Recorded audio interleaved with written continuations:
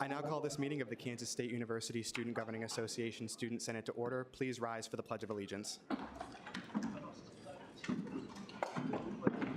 the flag of the United States of America and to the republic for which it stands, one nation, under God, indivisible, with liberty and justice for all.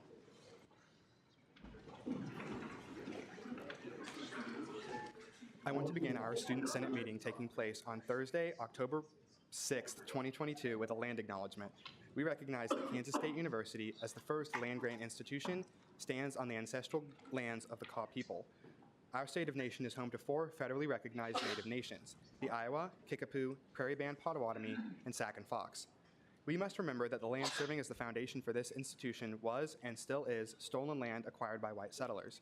We pledge our commitment to creating decolonized spaces at the university while advocating for the support and future success of Indigenous faculty, staff, and students at K-State. And with that, Juan will take it away with our first roll call. Thanks, Evan, and good evening, everyone. Anderson. Here. Bannister. Present. Goodness. Excuse me. Barron. Here. Bell. Here. Blood. Here. Broughton. Here. Brown. Here. Carey. Here. Compton. Here. Coy. Here. Davidson. DePaz. Here. Dole. Here. Groms. Heatherman. Hoffman. Here. Johnson. Colorikiel. Kamen. Here. Kirshen. Kidd. Here. Kidd. Here. Kermer. Here. Labidi. Here. Long. Here. McFarland. McPhee. Middahl. Here. Morello. Here. Murphy. Here. Noretti. Navarro. Here. Oury. Here. Pelton. Here. Phillips. Here. Pilchard. Here. Pondillo. Here. Rogers. Here. Syed Carly. Here. Cyan Nick. Here. Solomon. Here. Shear. Schweier. Spindler. Here. Stout. Here. Strout. Tauber. Here. Thomas. Here. Volgamore. Here. And Wolf. Here. Thanks, everyone. Awesome. Thanks, everybody. So that'll move us into our first open period this evening. We actually have a couple first open period speakers tonight, but first we'll be hearing from Amy Button-Renz, who is the president of the Alumni Association here at K-State.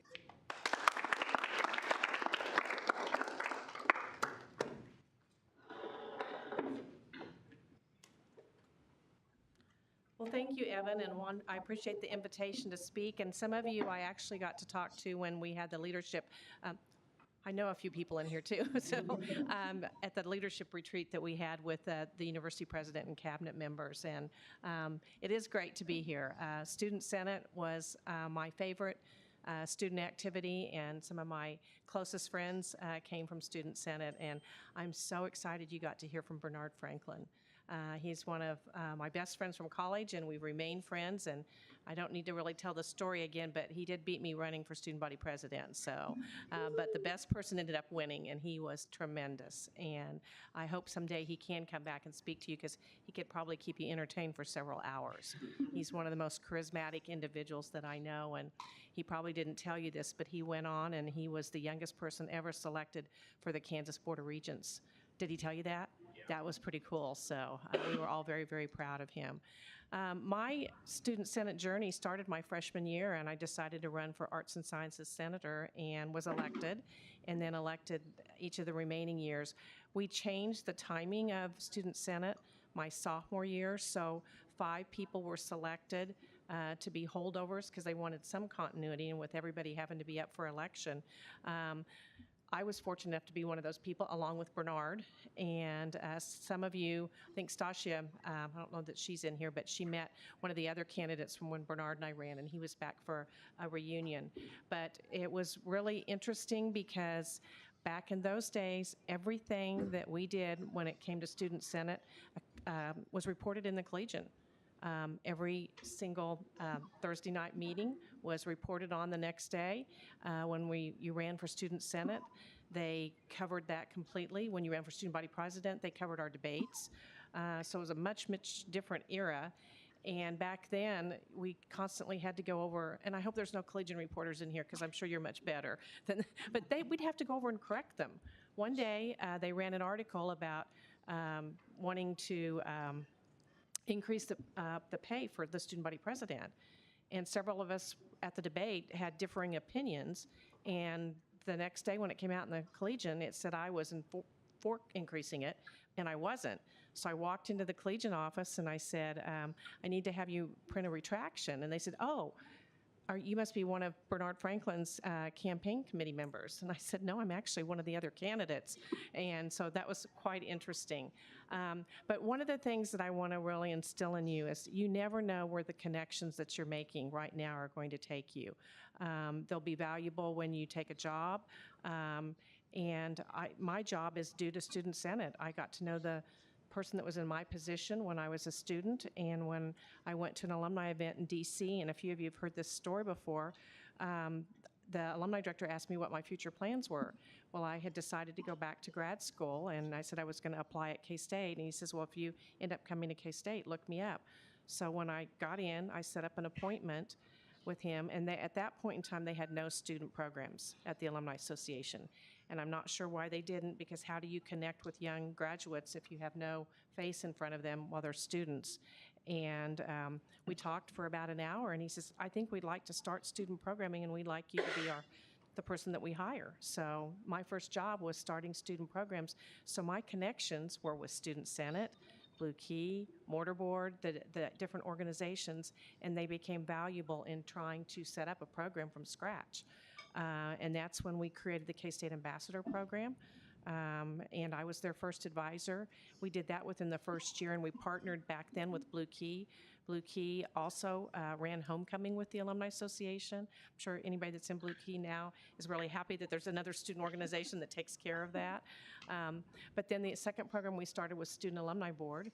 And Student Alumni Board was a group at the very beginning of 10 student leaders, because how do you start something from scratch? But they were individuals that had deep ties to the Alumni Association through family members, and it grew from 10 people that very first year to now anywhere between 35 and 40 individuals. And what that really did for the association is we then had a group of students we could go to when we needed assistance, and that really, really made a very, very big difference.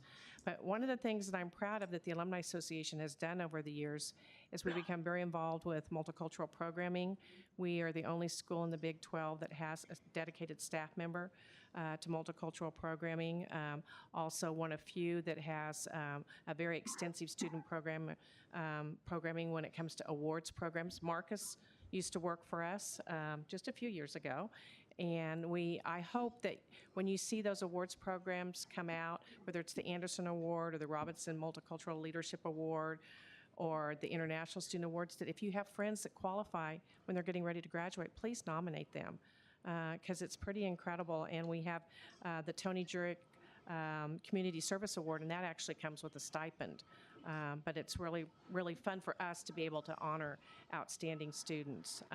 The other thing that I think is really, truly amazing is that we have 2 students on our alumni board. We have Parker, and then also the Student Alumni Board President, which is Emily Howard.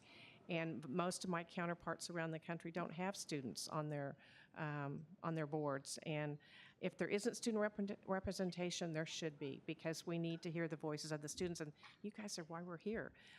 The other thing is I'm really proud of that on the search committees that I've served on or chaired, we have student representation, and that's something that also is not always going to happen. I'm co-chairing the Vice President for Communications and Marketing, and Marta is on our committee. So, and so students really do have a voice, and I would encourage you to attend the open forums, because people do listen, and they really do look at the surveys. And if you go to an open forum, you'll be able to form an opinion on what you think of the different candidates. And it doesn't make any difference whether it's a vice president or a dean or whatever areas within student life. But the other thing is always take advantage of those opportunities to connect when you graduate. Each one of you will get a membership in the Alumni Association that we do. Hi, Jeff. When you graduate, and then after that first year, we just hope you'll want to renew. And the other thing that I think is really important is take advantage of anything that the president asks you to do. The Connected Cats, which I know you were a big part of, or Parker was, and Jeff, that is such an incredible program, and the people around the state of Kansas have really taken notice how much President Linton is connecting with the students, and I think that's something that's very, very important. And Jeff has done an amazing job taking care of all of that, and I think the first one was his birthday. Yes, it was my birthday. President Linton sang me happy birthday. And then the other thing too, the Alumni Center, how many of you know how old the Alumni Center is? We're just celebrating an anniversary. How? 20 years. 20 years. Well, I went to a fraternity last night to speak, and the guesses were all over the place, anywhere from 10 years to 60 years. And in the end, I said, well, if it's 10 years, it means we're keeping it looking very new. And if it's 60 years, I mean, it looks like it's been here forever, and that's what we wanted. So, but we really worked closely with student government when we built that, because the College of Architecture, Planning, and Design did not like our design. They wanted something totally different, something contemporary and modern, and everybody that was providing the donations wanted something that looked like it fit into the campus. And do you think it looks like it fits on campus? We didn't just plop a building there. Well, we did make a few changes, but it was really difficult because they got the collegians stirred up, and the collegians started writing all these articles that were negative about the Alumni Center, and here we're trying to raise money. In the end, it turned out exactly the way it should. I mean, it was, I think it's a beautiful facility. It was built on time, built within budget, and it was K-Staters that designed it and built it. But I tell you about the Alumni Center is because there's study rooms in the building, and we have several conference rooms, and students can use it for free. There's like 4 of them, and if any of you are doing group projects and need a room with like for 4 to 8 people, you can definitely just call our office and get it reserved, because it's a great place. And with that, I mean, I could keep talking about the Alumni Association. I made all kinds of notes, but you've got an agenda, and I was only supposed to talk for about 10 minutes, but I'd open it up for questions. I mean, lots of fun stories and memories from Student Senate. My favorite is probably when the marching band wanted us to fund them, and we were trying to get athletics to fund them, and I'm a huge marching band fan. So, but the marching band came in full force and lined the Big 8 room, and it was like a lot of pressure. But we didn't cave. We ended up getting athletics to fund them, but over the years, I know things have been different. So, questions, anybody? Yeah, I have a question, Amy. What Big 12 school has the most involved alumni base? K-State, yes. We're number 1 in the Big 12 for the percentage of grads that are members. We don't have the most number, but the highest percentage. Also, we're number 6 if you take all the Power 5 athletic conferences. And that's a pretty big deal because the others, the only ones that are above us are like North Carolina, Penn State. So, but we're very, very proud of that. And one of the things I'm really proud of is the license plate program. The license plate program, we have over 12,000 plates. And that other school here in Kansas only has about 6,000.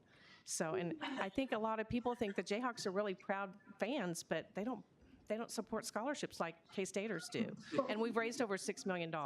So for scholarships there's probably some people in this room that have received that scholarship. Jeff? What do you think the most influential thing the Alumni Association does? I would say supporting students.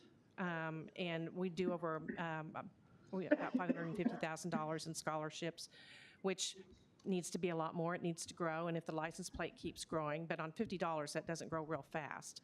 But I think our board of directors is so committed to that. The other thing our board did about 15 years ago, the Heritage Scholarship. Is anybody here on a Heritage Scholarship where you had a parent or a grandparent, and it's out of state? So, oh, I love it. The university wasn't wanting to support that scholarships for out of state. They wanted to really concentrate on in-state. And we had a board member from Colorado that convinced the president at the time that this is too important. And right now we know where our growth is. It's going to be out of state. So, but that board was really influential. Also, another time, legislative advocacy, we can be very influential. The president had decided that he wanted to make architecture, planning, and design a department within engineering, and human ecology was going to go within arts and sciences. We didn't have computers back then. We had a fax machine, and that fax machine ran. And we got hundreds and hundreds of letters. Well, we were able, and because we're separate from the university, I'm not a state employee, I say we have a dotted line to the president's office, but I don't report to the president. We could go talk to the president and say, we don't think this is a good idea. And he changed his mind. And if I had been a direct report to the president, I'm not sure that I would have had the courage. Well, I would have still done it because the alumni wanted us to. But just very interesting on how alumni can be influential, just like you guys are influential. You make big decisions and can change things, get it going in a different direction, and you're doing really, really important work. And I'm biased because I think Student Senate is amazing, but and never be afraid to challenge. I mean, I know I can hardly wait to find out what the decision was that made Bernard go stand on Vice President Peters' desk. I remember some heated discussions, but I don't remember that, so. Yeah, what are some ways as like current students and also once we graduate that we can get involved with the Alumni Association? Well, I think attending an alumni club event, attending watch parties, we have about 100 across the country, and volunteering. I mean, we love it when young people want to be the individuals that are leading. Another thing, we need judges for a lot of different things, some of our awards programs, homecoming, and we find that the young alumni that have just graduated that stay in Manhattan really like to do that because it's a way for them to stay connected. Send letters to the editor so you can be published in the K-Stater magazine. Our newest K-Stater magazine is going to be a 24-hour look at what life is like in Manhattan from 6 a.m. till 24 hours. So, but it's going to be really fun. Yes. Yeah, thank you so much for coming, Amy. Once you graduate, what are the benefits of your Alumni Association membership? Well, you get the K-Stater magazine, which keeps you connected 4 times a year. You also get a 15% discount at the K-State Student Union, which the membership of $20 after that first year, I mean, that usually gets you some pretty good discounts at the bookstore. Most people join out of loyalty, and that's one of the things we have not figured out. A lot of young people are joining because they want tangible benefits, and we really don't have a lot of what I would call tangible benefits. You can get reduced pricing for certain things. I mean, if you're moving, you can get a big reduction in your moving van. Probably not the things that young alumni are real interested in. So if you can think of anything we should do and add, we would listen, or we'd even love to have a focus group with you. We're getting ready to do a survey, and we've hired a graduate student to help us look at just our membership program, the K-Stater magazine. I do think you would enjoy the magazine because it covers a lot of different things. Marcus is a member. I guess he could give a testimonial. So, and a lot of you have parents that are members of the association. Hi. Does the Alumni Association have any connections or programs for international students to keep the retention of that group? Our multicultural diversity employee, and his name is Brandon Moreno, he actually does work with the international programs. We have an international block party that we hold at the very beginning of the year, and he works so closely with Sarah Thurston and Grant Chapman, but we could do more.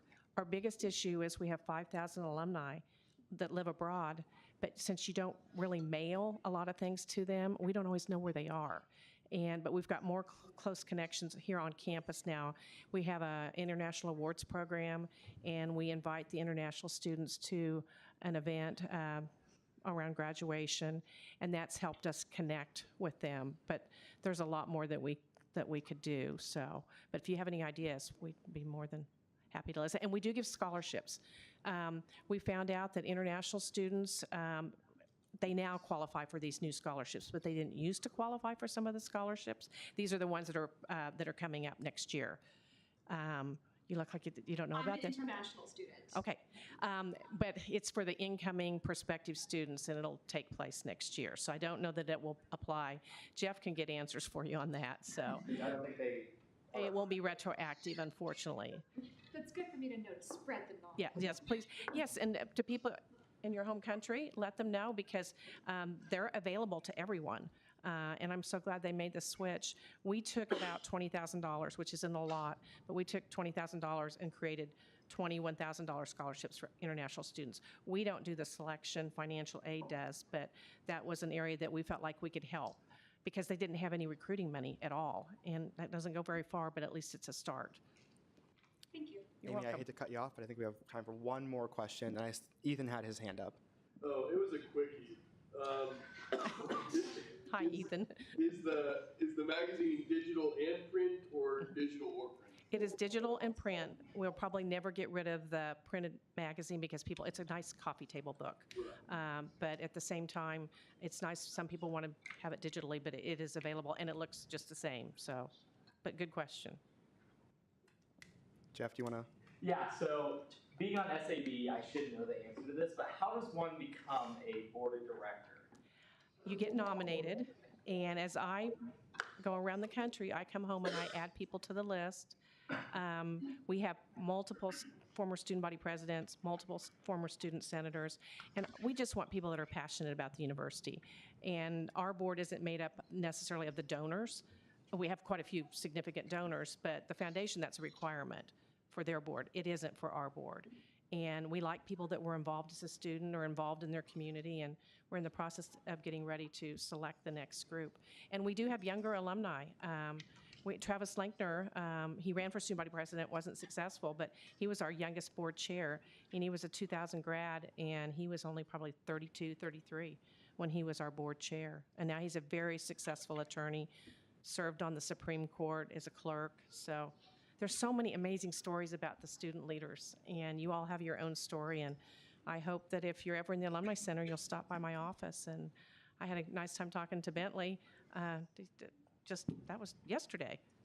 So, but we want to help you, and we keep track of all the student senators. And if you ever wanted a list, which we're going to get to Bentley, we can tell you where everybody is. And I hope that in the future you'll plan a reunion for all former senators. We did a couple of those when I first started at the association, and it was so much fun. Fun for me to reconnect, but fun for me to see the current students connect with our alumni.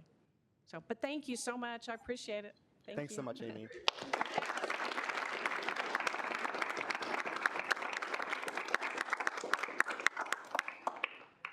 Awesome. Thanks, Amy. So our second open period speaker for the night is Daphne from the HEA bus system that we have here in Manhattan. She's got a PowerPoint for us also. Okay, hello everyone. I love listening to K-State. I am an alumni. I've graduated here 3 times. It's too many times probably, but I just could never leave. And so I wanted to go ahead and just thank you guys for giving us the time tonight to come out and speak with you all. And really quick, I wanted to get a show of hands of how many of you are aware of what the ADABUS is. Okay, and no shame, but how many of you had ridden it? Okay, great. That's good to know. It's always good. So are you clicking through or are we? That's okay. Say.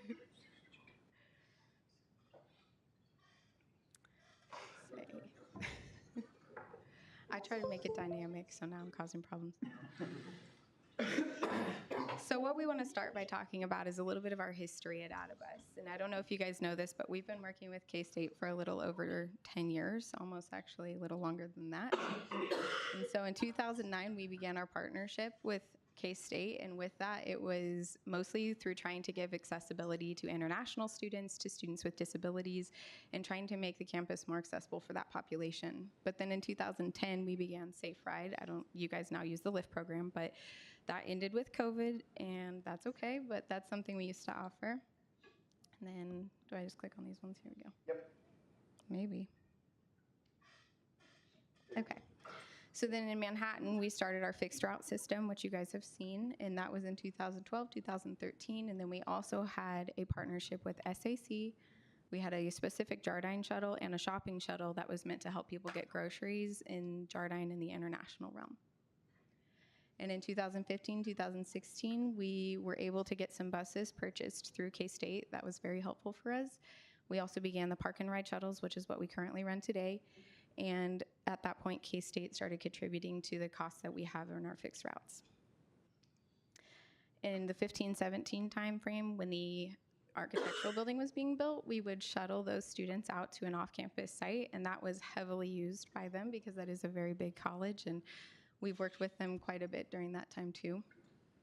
And then in 2018, as you guys are aware, all Wildcats ride for free, so students, staff, and faculty, and that's with your ID. But then 2020 came around and was pretty aggressive, and we saw quite a dip in ridership. And now that's why we're here. It's 2022, and we are currently running Park and Ride, and KSU, even though we're having reduced service, is still our largest user of our system. So we wanted to begin by telling you that collaboration is super valuable to us because we've been using this relationship for a very long time to help establish some of our very big fixtures like fixed routes and the K-State system that you all are using today. So we are here because of Ethan Brown. He's been very helpful. He wanted to start a conversation about accessibility and how that is impactful at K-State. So we're just going to move through a little bit of a history, what we're currently doing, and then the future. So like I said, we used SAC and Safe Ride. SAC was mostly what you guys are probably familiar with as far as the golf carts go. So that's for people who might have a short-term disability or a long-term disability. And those were to help people get to and from school. And then with Safe Ride, it was so that you could get home safely after maybe a night in Aggieville or some other location. And it was so that we could help mitigate drunk driving and also the shenanigans that can ensue in those moments of time from 11 to 3 a.m. Currently, this is what you're looking at is your routes right now at K-State. So this is currently where we are taking you on shuttle buses on Park and Ride. We run 3 of these buses Monday through Friday from 7 a.m. to 7:16 p.m. It's kind of specific, but it's just how systems work. And students can also use our demand response program, which is a curb-to-curb service. So for students that would qualify for that service, so maybe an ADA reason, they can then call and schedule that with us. We'll pick them up and take them directly to where they need to go. And again, students, staff, and faculty ride free. We also have game day routes. They're not actually different from our fixed routes, but we've been trying to put an emphasis on tourism using the buses to get around town. I know that game day's been a little crazy this year with all the changes. And so it's been nice to see people try to utilize that system a little bit more, especially because it's only $1. And so I think for a lot of people, it's helpful to not have to pay for a large Uber cost going from a hotel to the stadium. And then this I wanted to show you is those stops that you saw on that route. So what you're looking at here are the big areas where people are getting off and getting on the bus. Clearly you can see the rec center, Jardine, the Union, those are all really big stop generators.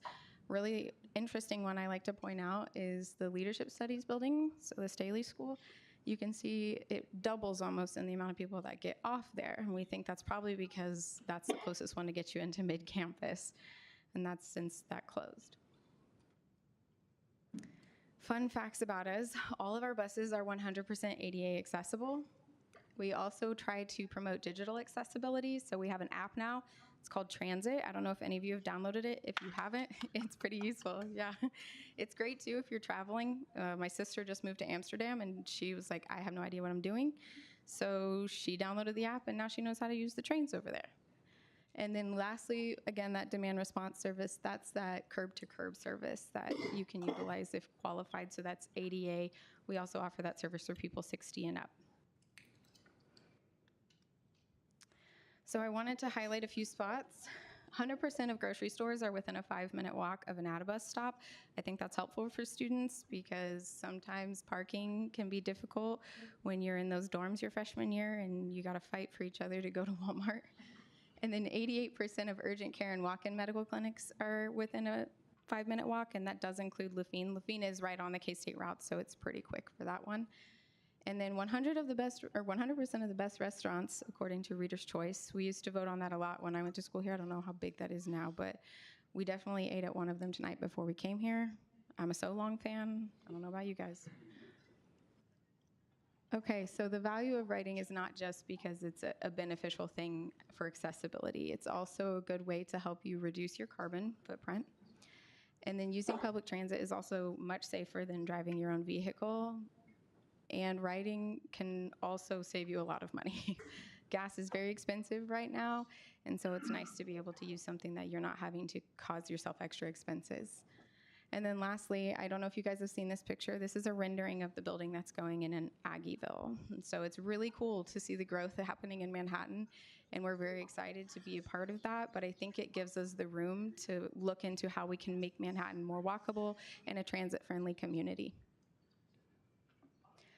This is a really fun fact to look at, makes me happy at least, because COVID was a little bit of a struggle. So here you can see our August ridership and our September ridership from the last 4 years, school year based. And what you see here is that in this September ridership, we've recovered from COVID by 2/3, and we saw a 23% increase since last September. So for me, that means that students are using the service, desire to use the service, and find value in it. It also makes me excited to know that this population of students is happy to have a transit system because I think it is valuable for K-State students.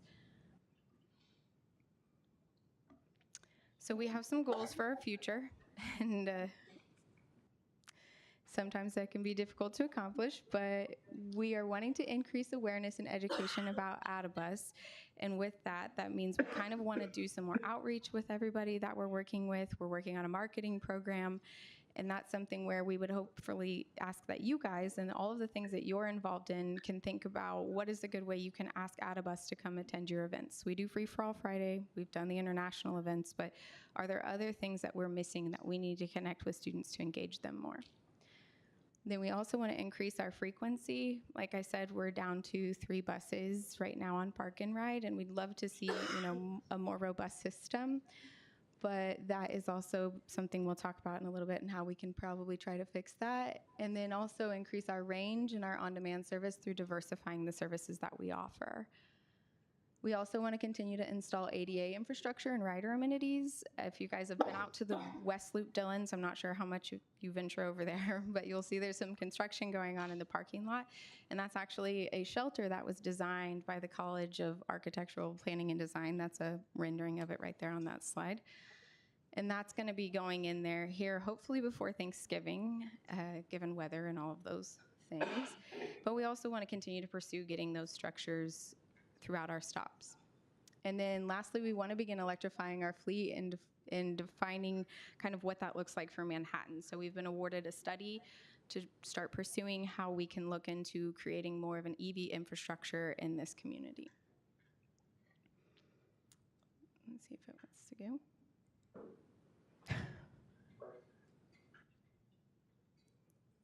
Deb Rice. Okay, thank you. Okay, so this is the important part. Where do you guys come in? How can we engage you with collaboration?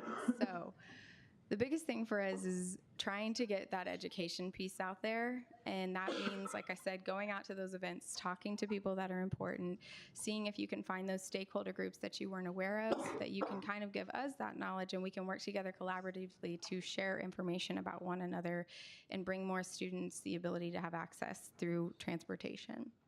Advocacy is obviously that same piece. Once you know more about us, how can you advocate for us, and how can we do the same for the groups that you're in? How can we continue to provide good service for what you all need? And support, importantly, is once you get to that big aspect of knowing things, advocating for them, how can you convince others to do the same? How can you build trust around the system that we use and build merit with our community and with the students, not just now, but also for the future? With that, we wanted to talk to you about the potential for financial support through student fees. I know when we hear student fees, it might be a little scary, but we wanted to show you a little bit of what brings us to the table of this conversation. So currently, we are facing the tightest budget constraints we've ever faced. This is the most reduced service we've ever offered to K-State because of those budget constraints. And we would like to make sure that we continue to offer a good, robust system for everyone. But that makes it difficult because when we don't have the funding we need, we see service reductions and we also see driver shortages, and those also play into one another to perpetuate the system of reduction.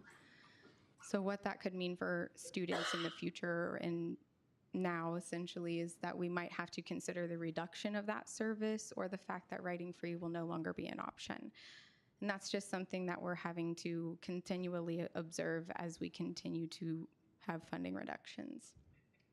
This is important for us because it does significantly decrease that accessibility factor for K-State students.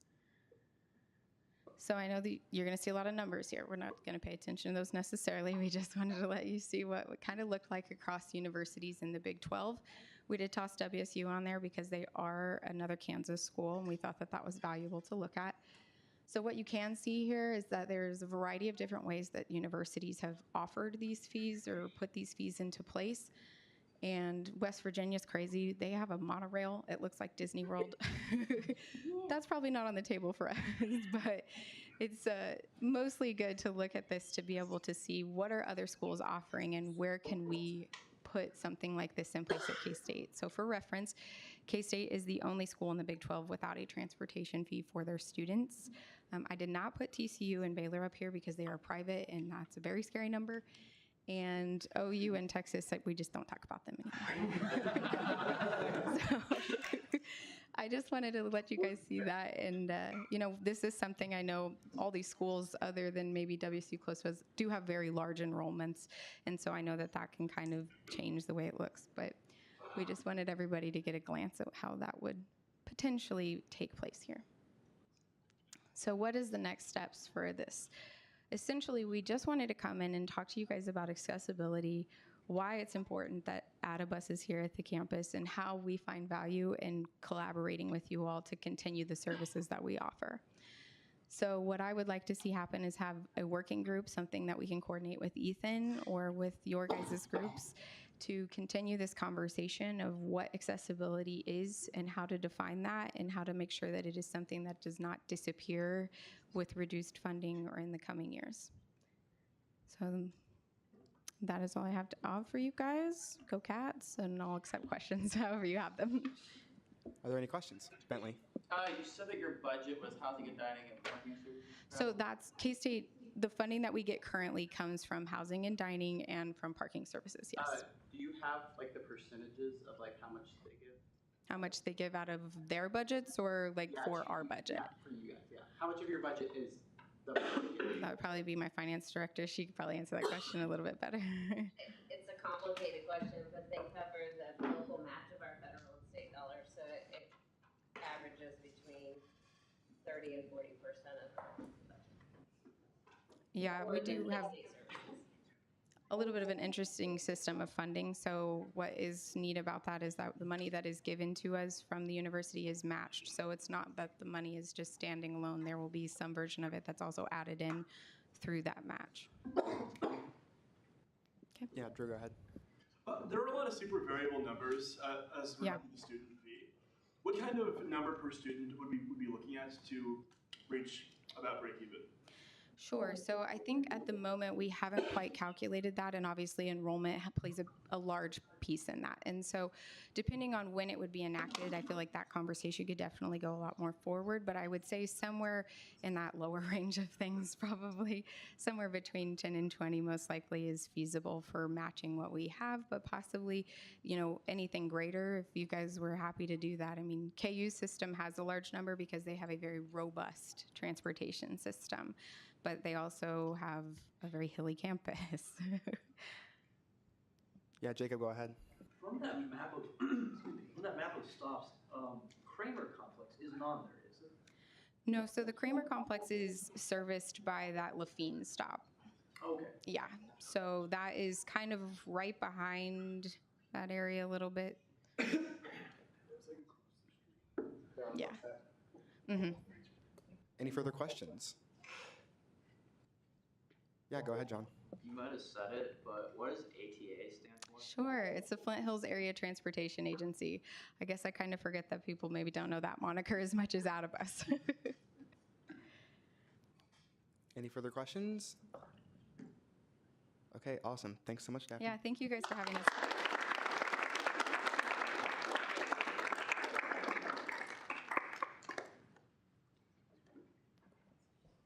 Okay, awesome. Thanks, everybody. So seeing as there are no further first open period speakers, we will go ahead and move into approval of the minutes. The minutes were distributed on Tuesday along with the agenda and legislation tracking information. Are there any questions or corrections for the minutes? Okay, seeing none, is there a motion to approve the minutes? Chair Thomas. I'm going to approve the minutes. Seconded. It's been moved and seconded to approve the minutes. Are there any objections? Seeing none, the minutes will stand approved. And with that, we'll go ahead and move into announcements for the evening. So first, we are still seeking TFSC representatives for several academic colleges. This has been slightly updated since I wrote the agenda, so we're no longer looking for someone from HHS, but we still need an APD representative and a representative from the graduate school. So if you know anyone in those colleges or anyone that might be interested, you can have them reach out to me, and I will coordinate with them, answer questions, provide more information, anything like that. And then proxies, if you need a proxy, because you're going to be completely absent from Student Senate, you can fill out that form. If you'll be physically absent but still able to attend Senate via Zoom, you can fill out that form there, and we will send out the Zoom link the day of Senate. One thing I did want to address about these two things, folks, we've been getting a lot of these turned in extremely close to when Senate starts. If you know you're going to be gone for travel, for whatever, days, weeks, months prior to when a Senate meeting is taking place, there's no limit on how early you have to submit the form. Like if you're going to be gone in 3 weeks, you could submit the form right now.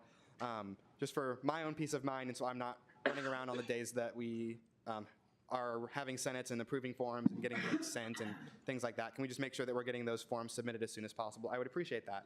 And the proxies for tonight, we have Wolf for McFarland, Pondillo for Gromez, Solomon for Clary-Kiel, Bannister for Strout, and Thomas for Johnson.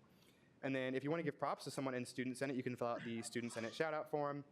And our SGA member of the week this week is Brady Kappelman. Brady's been working hard as an at-large member of the Strategic Oversight Committee. He was recently elected the vice chair of that committee, and he's also being sworn in as a student senator tonight. So thank you for all your hard work and dedication to students, Brady.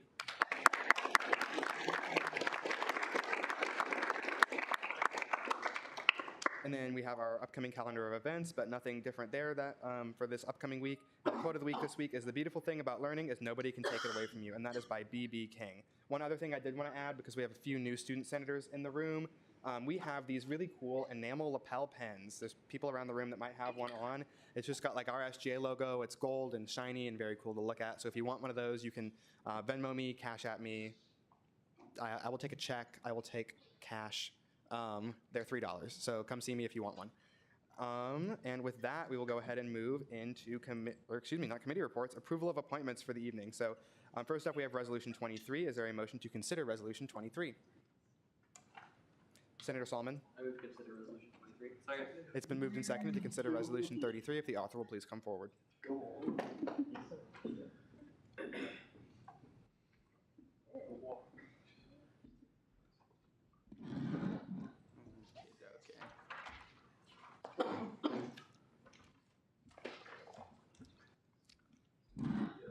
Resolution 22-23-23, approval of new student senators. Authors Bentley J. Talbert.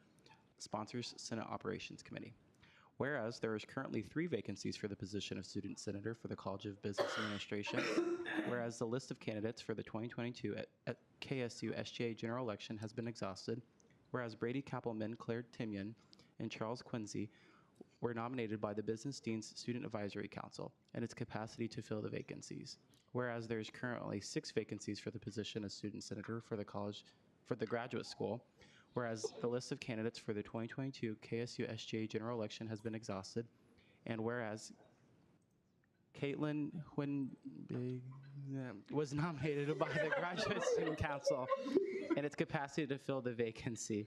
Be it resolved that Section 1, the following individuals be approved as student senators for the College of Business Administration: Brady Kappelman, Claire Timian, and Charles Quincy. Section 2, the following individual be approved as student senator for the graduate school: Hubenig. Caitlin Hubenig. Got it. Okay. Yes. Thanks, Bentley. Are there any questions or corrections for the author? Seeing none, you may take your seat. Oh, It's Kinsey. Kinsey. Kinsey. Thanks, Charles. Those last names, I'm telling you.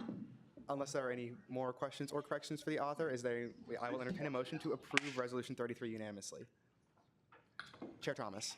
I move to approve Resolution 33 unanimously. Second. It's been moved and seconded to approve Resolution 33 unanimously. Are there any objections? Seeing none, Resolution 33 will stand approved.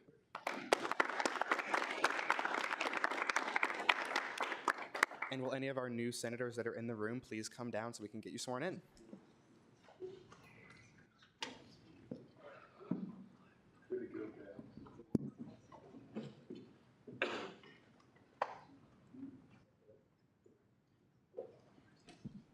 Will you raise your right hand and say, "I will" at the end? I do solemnly swear that I will faithfully execute the office of Student Senator and will, to the best of my ability, protect and defend the Constitution of the Kansas State University Student Governing Association. Awesome. So if you want to stay up here, we'll have you all introduce yourselves. So if you want to give us your name and pronouns, your major, your hometown, and your favorite smell. Yeah, I might have to ask for that again. So I'm Charles Kinsey, he, him, hometown, Sabetha, Kansas. Favorite smell? Probably roses. And then what was the other one? Major? Oh, so my major is professional strategic selling and operational management, pre-law and thesis. Hi, I'm Caitlin Hubenig, she, her.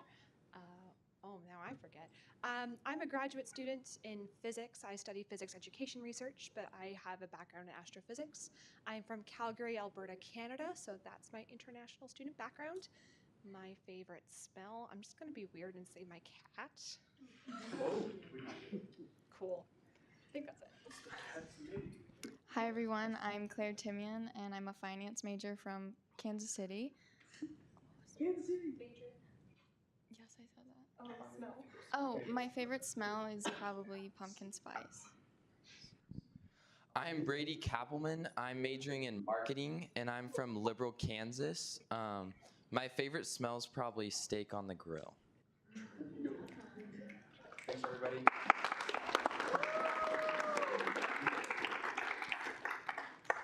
Thank you, Caleb.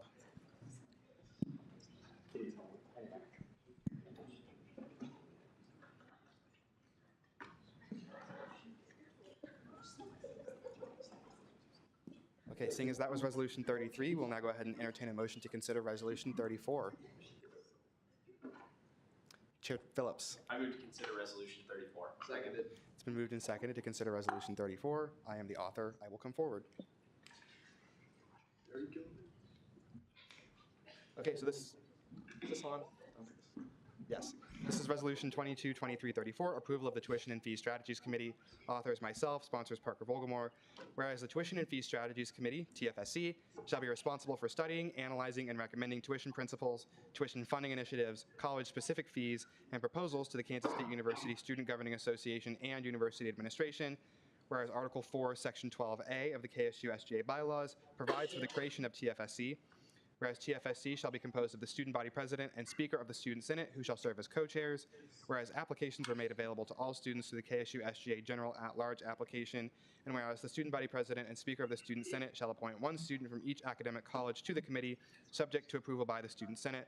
Be it resolved that Section 1, the following individuals be approved as members of the Tuition and Fees Strategies Committee: Bryson Warren, College of Agriculture; Jeremy Kamen, College of Arts and Sciences; Cameron James Rose, College of Business Administration; Carly Saya, College of Education; Jack Cannell, College of Engineering; and Taylor Sonner, College of Health and Human Sciences. Are there any questions or corrections for the speaker? Marcus? My question is, so for the colleges that aren't represented on this document, when they're selected, those students, will there be a new document? Okay, perfect. Yes, we did it in 2 pieces of legislation last year, so there will be, once we get those names, there will be another one. Good question, thank you. Are there any further questions? Evan? Okay, thanks everybody. Is there a motion to approve Resolution 34 unanimously? Senator Solomon? I move to approve Resolution 34 unanimously. Second. It's been moved and seconded to approve Resolution 34 unanimously. Are there any objections? Seeing none, Resolution 34 will stand approved.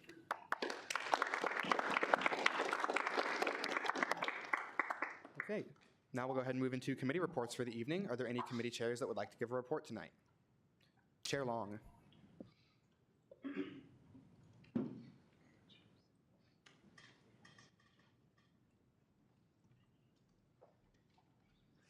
Just a quick thing. We're coming up on 40% of the budget for SAC spent, which is great, but 10% of that is on-campus stuff, 30% of that is traveling stuff. I can only spend a maximum of 60 on travel before that caps out, because it's meant to be equalized. So if you guys know people who want to host things on campus, apply for it now so we can spend that part of the budget too.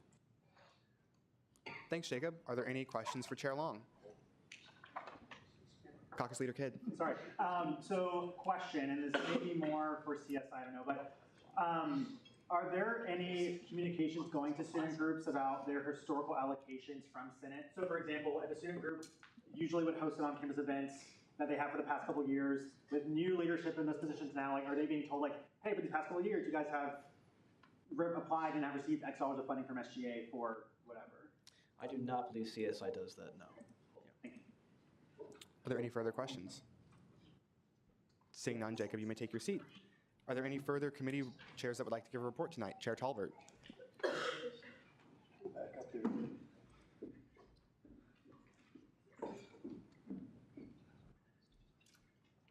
Okay, I thought I'd give everyone a report on where we stand currently with like vacancies and such. We have no vacancies in agriculture, AP design, arts and sciences, business administration, engineering, or faculty. We have vacancies in education. There's 1 vacancy. Health and human sciences, we have 3. Graduate school, we have 6. And vet med, we have 2. Oh yeah, I've not updated it since tonight.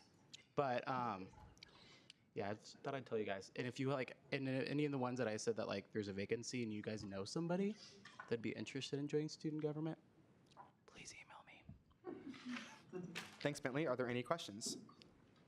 Caucus Leader Kidd. So another data question. So I guess, has there been any analysis of the historical trends of vacancies of colleges? Yeah. Marcus, that's an excellent question. I was talking to Amy before Senate started, and she said that the colleges that Bentley listed are the ones that we have always historically struggled to fill seats in. But it makes sense for things like vet med in the grad school because those are all graduate students. They're all doing research and studying a lot more than undergraduates are in many cases. So that makes sense. But then also like APD is generally one that we have a lot of trouble with. But we have both of our APD senators this year. Shout out Maddie and Brandon. But yes, I think historically the ones that we see the vacancies in are the ones that we always see vacancies in. Yeah, and I'm trying to get numbers too on like, Jacob has been looking into like how many senators are new senators, how many of them were elected, how many have been appointed. So we'll also have those numbers he'll talk about, we'll get those out. Senator Hubenig. Do you do anything besides sending emails to the populations that don't get any senators from? Because granted, as a grad student, I don't like to read emails that aren't part of my research or currently front of mind. So how it works right now is, so this is how vacancies work. So as soon as there's a vacancy, we'll go to the last election, and if there is people that like had votes and stuff, we'll contact those people. If they don't respond or they say they don't want to be one, then we'll have to start going to the like the college councils. Every college has like a different name for theirs. But then they'll find somebody and recommend it to me. And if they can't, then we go to the caucuses. And then the different caucuses that all of you guys are in would then nominate someone to me. So it's more up to like you guys than just like me having to know somebody in every college. So yeah, once it goes to the council, it's really in like the college's hands, however they want to disseminate that information. When I chaired Senate Ops last year, we were having a hard time with Health and Human Sciences senators. So I met with one of their assistant deans, and they put it in their like weekly newsletter that has like pretty high readership, according to what Dean Jordan told me. But that did actually work out. We got quite a few people from that. But like I said, it really is up to it's in the college's hands once we run out of like the list of candidates. These are good questions. Any further questions? Okay, awesome. Seeing none. Oh, Cox Leader Kid, go ahead. Sorry. So for senators that are elected in the normal cycle that come to the first meeting and everything, I know that there's that orientation. What does that one-on-one process look like for as you're onboarding new senators into SGA? like if somebody's going to join SGA, what we do? Yeah.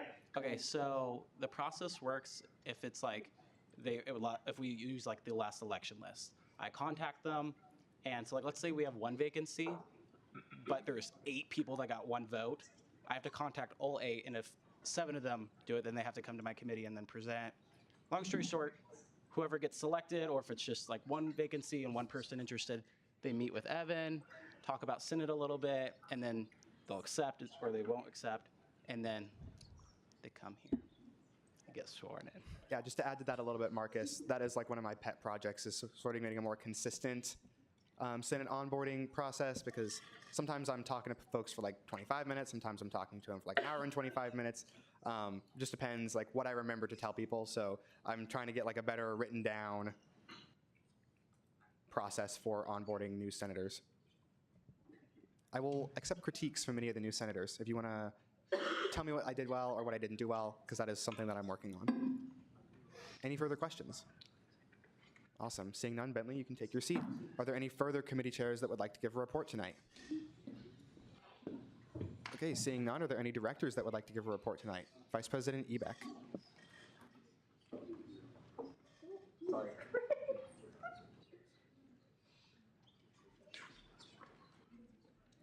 Hey everybody, if I don't know you, I am Jeff Ebeck, Student Body Vice President, so got a pretty big update from the exec branch from this last week. So I attended President's Cabinet for Parker this week. So the big thing was inclement weather. So can I get a show of hands if anyone knows the inclement weather policy at K-State? Wow, so the inclement weather policy, so it depends on what campus it is and what executive at the campus. So it depends on if you're at Olathe, the CEO of that campus will make that final decision there. But basically the decision is if that campus cancels classes, any classes related to that campus, all classes are canceled. So for example, if Manhattan canceled classes, even if there is a dual modality to that campus, they will cancel all classes that day. And then we met with Town Gown last week, so any of you who are unaware of what Town Gown is, so that is what we are currently ranked at 3 as. I take a lot of pride in that because I attended International Town Gown Association this last summer, and I was the only student there and the only one from K-State and the city of Manhattan. So basically, Town Gown met and we talked about the housing data and what kind of students are looking for in housing, but also what the housing is in Manhattan. We also kind of talked about what the crime stats are, and currently we are down in crime stats. So big shout out to the students in that area. And then another thing we're working on, Martin and I are working on, is new student orientation. So we're kind of comparing what Arkansas and Purdue are doing with resources that are pretty similar to ours and how we can kind of enhance the new student orientation. The Lot 9 Task Force met last week. So Lot 9 Task Force is where the students are currently tailgating and how we can currently enhance that. K-State Police came and kind of gave their grievances of how they don't have any emergency routes into the current tailgating. So we're kind of working on ways that we can kind of enhance that, whether that's opening up a couple parking spots to give another route in, or they can try to use more ATVs to kind of basically hop the curb to get in there. And then I am currently serving on the Ora Search Committee, so that kicked off last Friday, kind of giving our charges of the committee and searching for who's going to be the next ORA executive director. They play a crucial role at K-State. Basically, they are the main salesperson of K-State externally. So they will basically be running the student portion of tour guides and anything like that. So if anyone has worked at ORA, they know how important this position is at Kansas State University. And then yesterday, me and Stassi Mendoza, student ambassador, but also on our cabinet as academic affairs, attended the FCCLA district conference and spoke to about 300, 400 students. I think there was like 375 students there. And basically, we just kind of talked about what K-State looks like and how you can become a leader here. I always like to say that K-State is the land-grant University of Opportunity. And we got a lot of good feedback from that. And hopefully we have 300 new students coming here in the fall. But that's about it. Awesome. Thanks, Jeff. Are there any questions? Seeing none, you may take your seat. Are there any further directors that would like to give a report tonight? Chief of Staff Richardberg.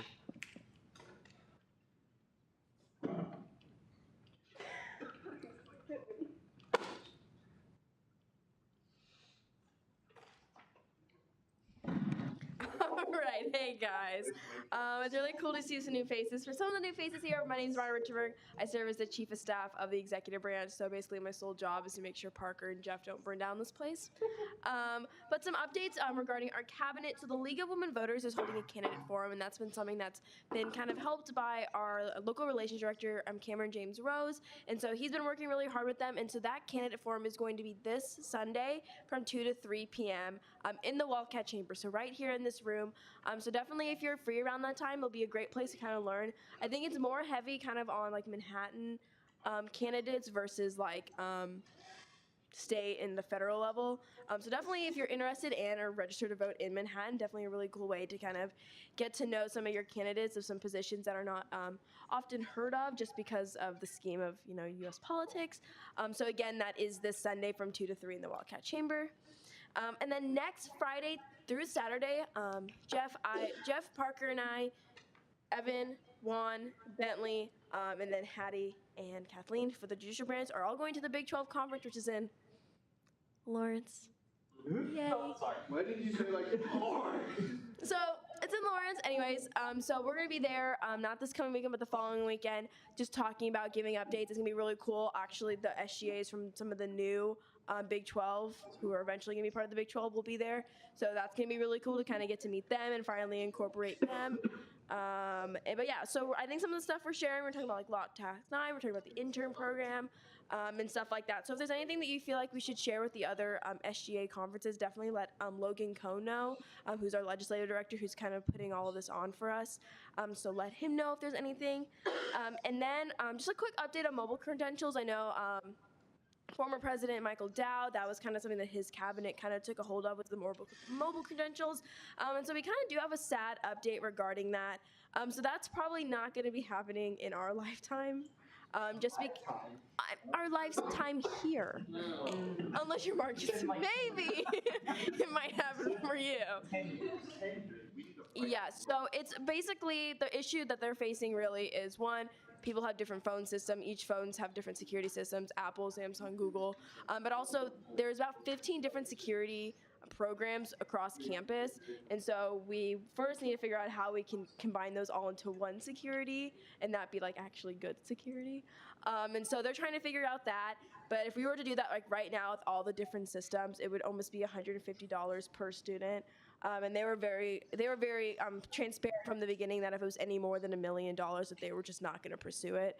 So it's definitely on the ice. That's definitely something they're looking forward to now, or for the future. But it's definitely something that's not going to be happening again in our life here, probably at K-State. But something that they are looking forward to. But right now they're just going to be focusing on maybe trying to get those 15 different security systems into maybe a little bit less, hopefully single digits, or at least one. That'd be nice. And then one last thing that's not really SGA related, but it's part of something that I'm also a part of. So I'm a part of Blue Key Senior Honorary Society. And so I serve as the co-director of Catalyst. And so basically I put on the class Catalyst that's put on by Lead Studies. And it's a really cool way to learn about yourself. It's a self-developing program. You learn about things on K-State, and the curriculum this year has been absolutely redone. So if you know of any freshmen or sophomores that are interested into that, or if you are a freshman and sophomore, please let me know, and I'm more than welcome to email you. Literally, my email is marta13@KSU, and we also have a form for nominations. So if you know any freshmen or sophomores, that would be really great for that program. Just let me know, and we can definitely get an email sent to them recommending to apply. But yeah, that was a lot. So sorry, but that's all for me. Caucus Leader Kidd. Yeah, not related to anything you just said, but That's totally okay. a few weeks ago, President Vogelmohr mentioned something about students having to do the two-factor authentication like with Duo. Yes. When does that actually go into effect? That will be going, well, I know that too, Jeffrey. That is going into effect this month. And I believe the way you sign up for it is through Cases. There'll be like what? You opt in basically. So you Yes, opt in. opt in. So then, like, if you opt in, you have an opportunity like this month, I think, or maybe like beginning of November too. If you opt in, you get like a chance to be in like a drawing for like rewards. But in January, all students will have to be a part of it. So And basically, it's better to opt in now. And it's only for your Cases and stuff. Sorry, Blake. It's not. It's also just for your Cases, HRS, and stuff like that. It won't be for Canvas. So every time you log into Canvas, you won't have to do that two-factor. Oh, sorry, I couldn't hear Marcus. I had no clue what we were talking about. Oh, it was it's two-step alpha.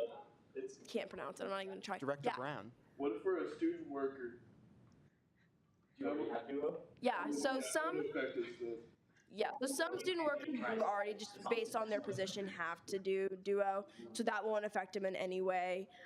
But yeah, kind of like what Jeff said, I'll say it on the microphone just so everyone hears, it's going to be required when we come back in January for everybody. So it's just kind of a cool way to maybe get some free stuff if you want to opt in now, kind of get used to that system. But yeah, those are all great questions. Chair Phillips. Yeah, Marta, do you know what happens to the SCTE money that we allocated for the mobile credential systems? Great question. No idea. We just found out today at our cabinet meeting that was going to be put on ice. So we'll definitely go ahead and investigate that and see what's going to happen with that type of money. Blake, weren't those just for Prox readers? Yeah, that's what I'm. And you can use Prox readers with your student ID. Yeah. So I know they were implemented at You know the that rec. downstairs door at the back of the CSI? That's a Prox reader. Do they have them at the rec though? Because that's where we gave the money to put them. Did they? Good question. We'll investigate. That's a Clint question. Yeah, ask Clint. I'll put my buddy. CSI stuff on and we'll go and look. Caucus Leader Kidd, do you have a question? I answered it myself. Okay, sounds good. Are there any further questions for Marta? Perfect. And again, if you're interested in Catalyst, just shoot me an email. It's literally marta13@ksu.edu. You know the spiel. I'll just look this up for the next person. That's enough answer. Awesome. Thanks, Marta. Are there any further directors that would like to give a report tonight? Peyton, are you going to give a report? No. Okay. Are there any further directors that would like to give a report? Okay, seeing none, we'll go ahead and move into our approval of the allocations for the evening. So we have a couple allocations to approve tonight. We have Bill 27. This is the fiscal year 2023 student allocation to the American Society of Landscape Architects. They requested 1,000. They were recommended 1,000. Bill 28 is the fiscal year 2023 student allocation to the College of Agriculture Ambassadors. They requested 1,000. They were recommended 1,000. Bill 29 is the fiscal year 2023 student allocation to the Creative Arts Therapy students. They requested 200 and were recommended 200. Bill 30 is fiscal year 2023 student allocation to Men's Volleyball Club. They requested $950 and they were recommended $950. And then Bill 31 is the fiscal year 2023 student allocation to the Student Planning Association. They requested $350 and they were recommended $350. All of these bills were referred back favorably from the Student Allocations Committee 10 to 0 to 0. Is there a motion to approve the allocations? Chair Long. I moved for the allocations. Second. It's been moved to approve the allocation, moved and seconded to approve the allocations. Are there any objections? Seeing none, the allocations will stand approved. Thanks, everybody. And with that, we'll go ahead and move straight into our final action items for the evening. So will the author of Bill 32 please come forward?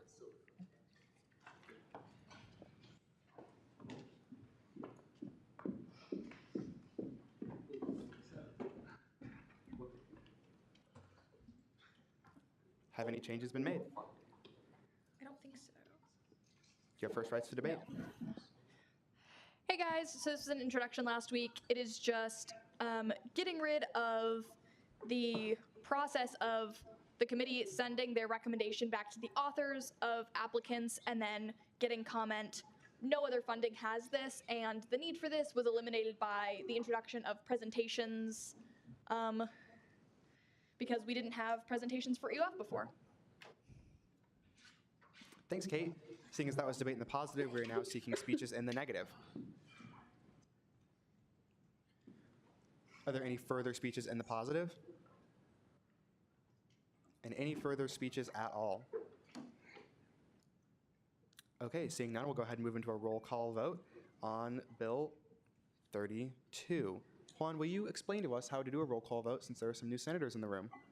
Absolutely. Yes. So for a roll call vote, I will go down the list of senators, and once I get to your name, you have 4 options. You can either say yes, no, abstain, or pass. Yes and no are pretty simple. Abstain just basically means you don't want to vote for it, but you don't want to vote against it. If you choose to pass, that means that I will just not record a vote for you, finish the list, and then come back around to you. Sound good, everyone? Awesome. All right, so we are now voting on Bill 32. Anderson. Yeah. Bannister. Yay. Barron. Yes. Bellamy. Yes. Blood. Yes. Broughton. Yes. Brown. Yes. Carey. Yes. Compton. Coy. Yes. Davidson. DePaz. Yes. Dole. Yes. Grolmus. Yes. Heatherman. Hoffman. Yep. Hubnig. Yes. Johnson. Yes. By proxy. Kalarikiel. Yes, by proxy. Kamen. Yes. Kappelman. Yes. Kirshen. Yes. Kidd. Yes. Kerman. Yes. Kenzie. Yay. Labidi. Yes. Long. Yes. McFarland. Yes, by proxy. Midall. Yes. Morello. Yes. Murphy. Yes. Moretti. Navarro. Yes. Oury. Yes. Pelton. Yes. Phillips. Yes. Pilchard. Aye. Pondillo. Yes. Rogers. Yes. Saya Carly. Yes. Saya Nick. Yes. Salmon. Yes. Shear. Yes. Schweier. Spindler. Yes. Stout. Yes. Strout. Talbert. Yes. Thomas. Yes. Timigan. Yes. Volgamore. Yes. Wolf. Yes. All right, thanks everyone. That will pass on a vote of 46 to 0 to 0. Awesome. Thanks, everybody. Seeing as that was final action on Bill 33, we'll go ahead and move straight in. No, Bill 32. We'll go ahead and move straight into final action on Bill 33. If the author will please come forward.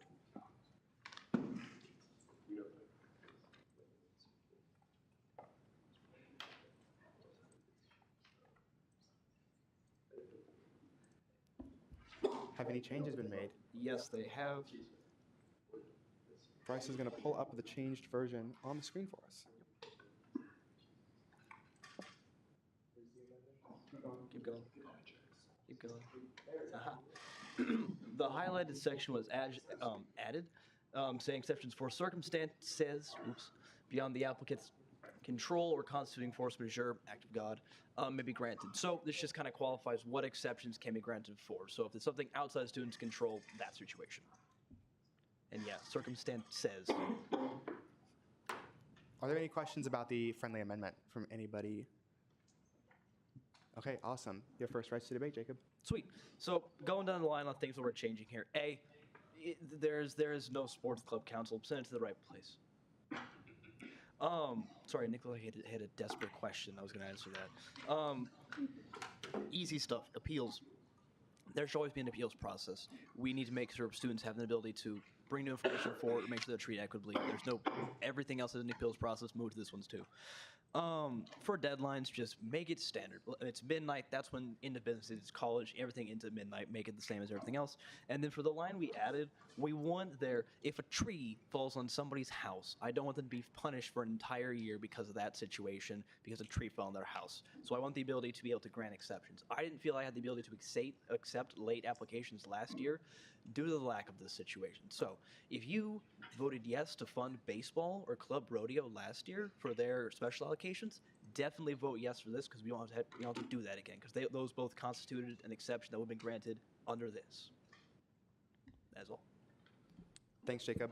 Seeing as that was debate in the positive, we're now seeking speeches in the negative. Are there any further speeches in the positive?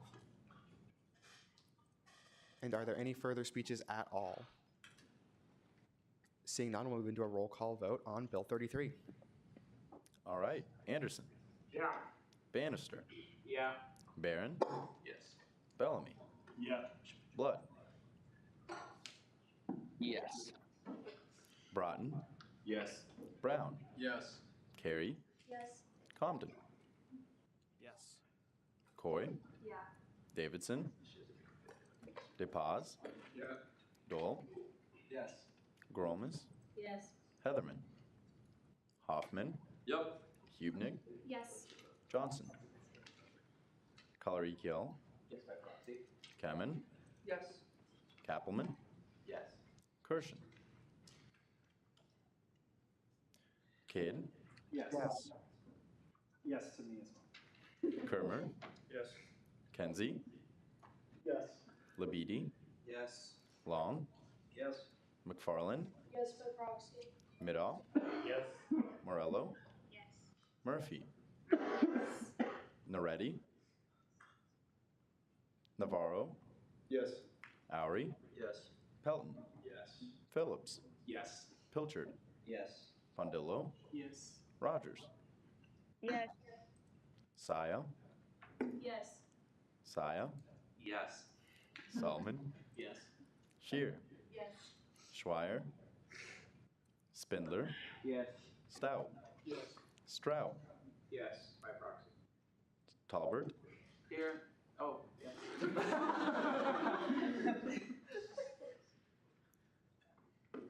Thomas. Yes. Thimgen. Yes. Fulgamore. Yes. And Wolf. Yes. Thanks, everyone. Bill 33 will pass 47 to 0 to 0. Awesome. Thanks, everybody. Seeing as we have now exhausted our final action agenda for the night, I'll go ahead and do introduction of allocations if there is a motion to consider the allocations. Chair Long. I move to the allocations. Second. It's been moved and seconded to consider the allocations. So this is Bill 34, the fiscal year 2023 student allocation to the Student Finance Association. They requested 1,000 and they were recommended 420.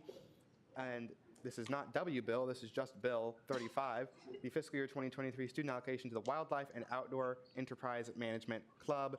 They requested 1,000 and they were recommended 1,000. Are there any questions on the allocations? Awesome. Seeing none, we have actually exhausted our legislative agenda for the night, so we will go ahead and move into our second open period. Are there any second open period speakers for the evening?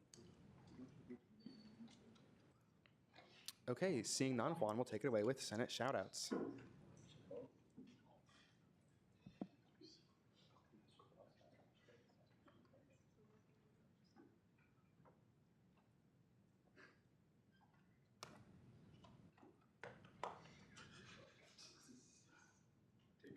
Apologies for the delay.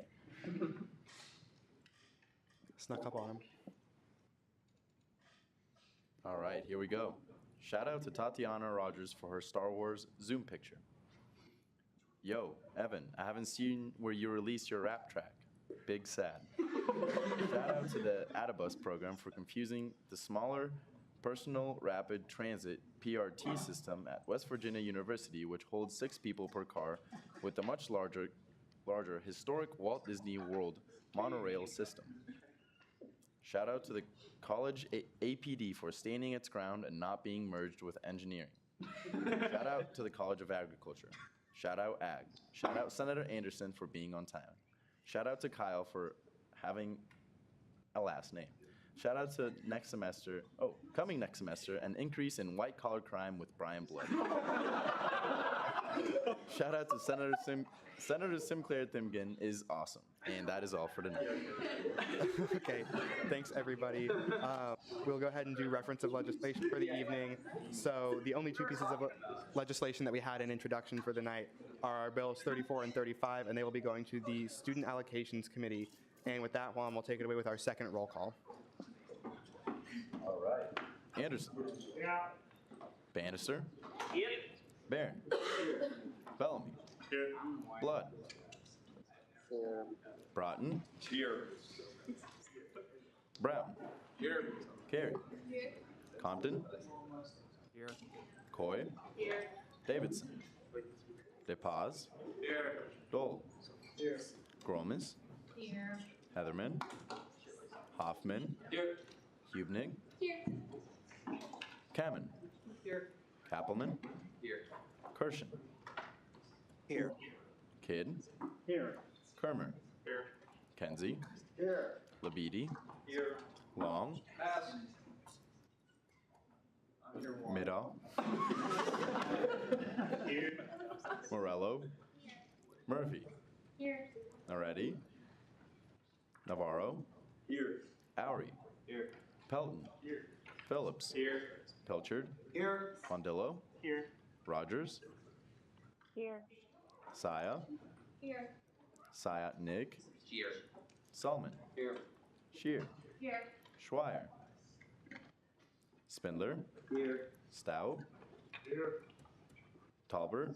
Here. Timgen. Here. Thomas. Here. Volgamore. Here. And Wolf. Here. Thanks, everyone. Yep, thanks everybody. With that, I'll go ahead and entertain a motion to adjourn. Senator Pilchard. I motion to adjourn this meeting until Thursday, October 13th, same time, same place. Second. It's been moved and seconded to adjourn until next week at the same time in the same place. Are there any objections? Seeing none, we will stand adjourned at 8:20 p.m. Good night.